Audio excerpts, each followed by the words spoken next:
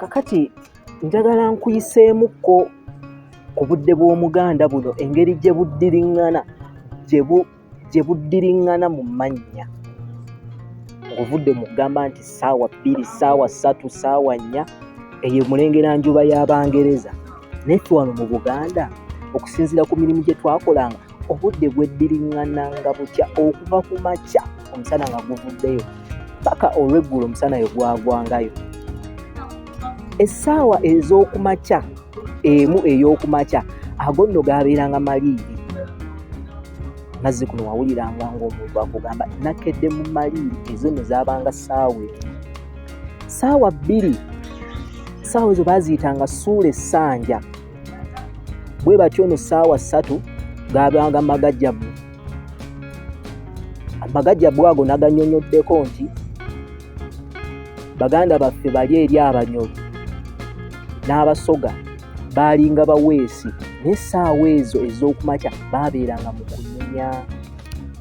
Ssaawa 4 ago gaabanga kalasamayanzi. Ssaawa 4 zaabanga ssaawa mu Luganda nga tuziyita kalasamayanzi. Awo nno obusubi buba buweddeko omusulo, era abaana abanoonya amayanzi abo baabanga nga tebakyatya musulo nga basobola okuguyingiramu, nga basobola oyingira obusubi olwo ne banoonya amayanzi gaabwe. Ssaawa 5 gaabanga mannyoka. Bajjajjaffe baakeeranga mu nnimiro, naye bwe baalimanga enkumbi zaabwe n'atandika owulira nga kiri ekyayi kikooye, akasana nga kookyezza enkumbi, yamanyanga nti ssaawa za kunnyuka. Bw'atyo nno n'akwata ekkubo n'annyuka, era ssaawa 5 ago gaabeeranga mannyuka. Ssaawa 6 gaaba mafumba ga kyamisana oba makoola g'ekyemisana, ezo zaabeeranga ssaawa 6. Ssebo oyogera nnyo, lwaki towulira? Genda kuba ebinye.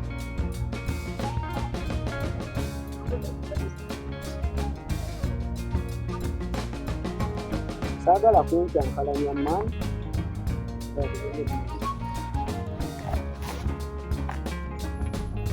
Badde ku ssaawa 5 gye nzija. Ku ssaawa 5 ezo n'essaawa bajjajja baabeeranga mu nnimiro, naye engeri enkumbi zaabwe bwe baazisibangako ebyayi, ssaawa 5 akasana awo kaabanga kavuddeyo, era bwe yalimanga ati n'awulira ekyayi nga kitandise okukutuka, ng'olwamanya nti zezo ssaawa z'amannyoka. Era essaawa ezo ssaawa 5 bazituuma mu mannyoka. Ssaawa 6 bajjajja baagendanga ne banoga ebikoola, ne basima emmere gy'abaasimye mu nnimiro n'agitwala ewaka. Ezo ssaawa ne bazituuma mafumba nga bya misana oba amakoola g'ekyemisana oba mu ttuntu. Bwe zityo nno we zaaweranga essaawa 7, ezo nno zaabanga malya ga kyamisana. Ekyemisana awo kiba kiyidde. Ku ssaawa 8 byabeeranga gandaalo. Olwo omuntu ng'amaze okukkuta ne yeewummuzaamu emmere esobole otebenkera mu lubuto. Ssaawa bwe zaaweranga 9, ezo ssaawa abaana baagendanga mu ki? Baagendanga mu bibira ne batyaba enku, abaana naddala abalenzi. Ezo essaawa baaziyitanga matyabanku. Wazirayo wabanga nga tolina mwana atamuzadde, bagamba yeesitukira. Bwe batyo weesitukiranga n'ogenda mu ki? N'ogenda n'otyaba enku. Ssaawa bwe zaaweranga ssaawa 10, awo nno ebisolo ebisinga byabanga binyuka nga bidda waka. Era embuzi zino essaawa ezo, emisota byalumanga nnyo embuzi mu ezo essaawa, lwansonga n'emisota giba gigenda kwennyukira, obudde buba butandise okunnyogoga. Bwe batyo era essaawa ezo bagendanga mu nnimiro gye basibye oba ku ttale, yonna yonna gy'oba osibye embuzi ne bazinnyula. Ssaawa we zaaweranga ssaawa 11 ago gaabeeranga mafumbo ga byaggulo. Ssaawa 11 kwabeeranga kufumba byaggulo. Abajjajja beetegekanga abakyala mu biyungu eyo nga bayambiddwako abaana baabwe olwo bategeka kyaggulo. Ssaawa 12 ako kabeera ssaawa ezo baziyitanga kasenda bazaana. Olwo enjuba ng'egenda okugwayo ssaawa ezo 10 akasana ako baakayitanga akasana k'akasenda bazaana. Bwe zito nnyo ssaawa z'akawungeezi awo ssaawa 12 ng'eyingira ssaawa emu awo ke baayitanga akawungeezi, obudde nga buwungedde. Ate era ssaawa ezaaweranga ssaawa 2:03 kaabeeranga kawooza masiga.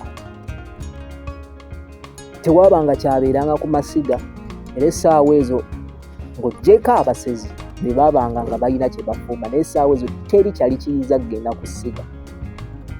Bajjajja ne baziyita nti ssaawa z'akawooza masiga. Ssaawa ezaaweranga 4 paka ssaawa 5. Wano mu Buganda era mu Luganda ekyo kye bayita ekiro. Budde buba bwa kuwummula, buli kitonde Mungu kye yatonda mwe kiwummulira. Ssaawa ezaaweranga ssaawa 6 paka ssaawa 7 ago gabeeranga mattansejjere. Ate ssaawa ezaaweranga ssaawa 8 paka ssaawa 10 ebyo byabanga ttumbi. Bangi muwulidde nga bagamba mu kiro, ekiro mu ttumbi. Ezo zaabanga ssaawa 8 paka ssaawa 10.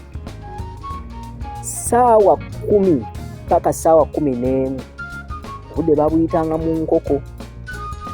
Enkoko zikookolima nnyo mu obwo obudde. Awo nno ssaawa 11 paka ssaawa 11:00 obudde babuyita mambya. Akasana kaba kwolekedde okuvaayo, ekitangaala ekyo kye kajjayo bwe kiti.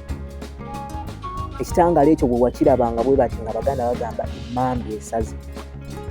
Era bwe wasisimukanga n'ositukooti n'ofuluma mu nnyumba n'olaba emmambya ng'esaze n'ogamba obudde bwe nnina okugenda mu nnimiro butuuse, obudde bw'okugenda mu lukiiko butuuse. Ng'ovudde mu mmambya ssaawa 12:00 paka ssaawa 12:59 awo ng'oyingiridde ssaawa emu.